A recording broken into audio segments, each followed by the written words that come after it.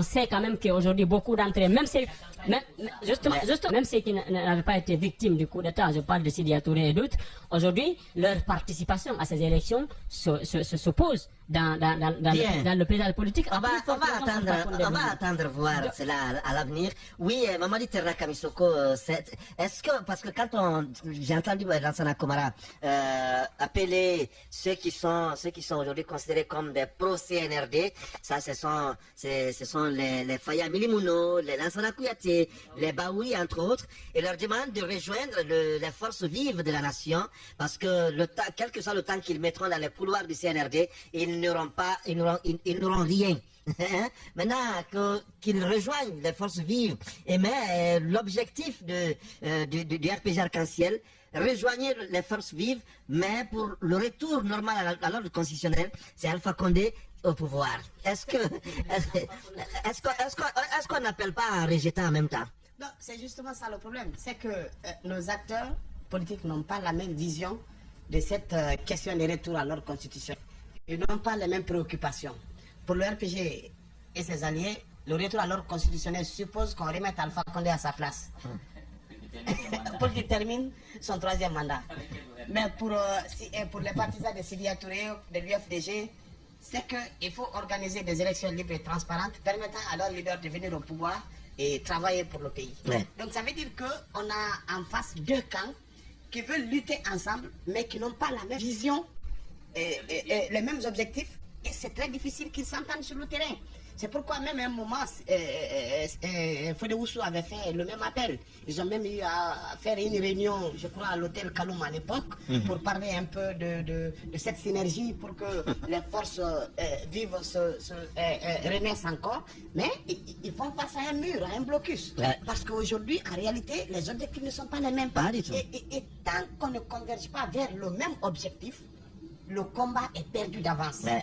Et aujourd'hui, nos politiques font face à cela. Personne ne fait confiance à personne.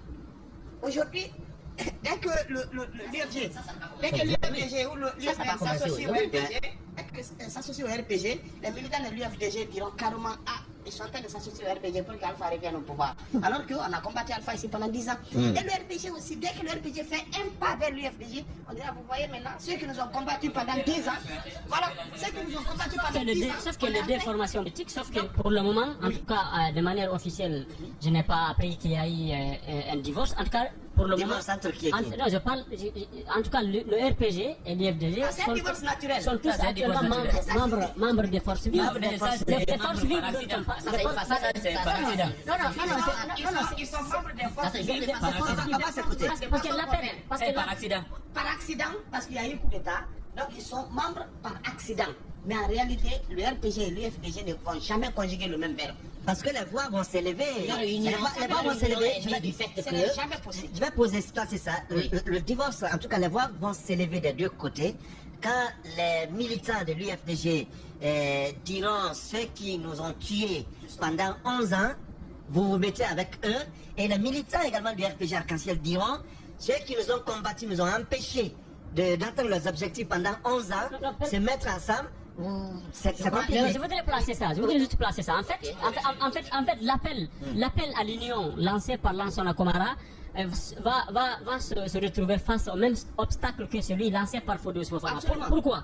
Aujourd'hui, lui qui est DRPG, qui appelle les autres qui sont CNRD à rejoindre la dynamique des forces vives, même au sein des forces vives là, ça ne marche pas.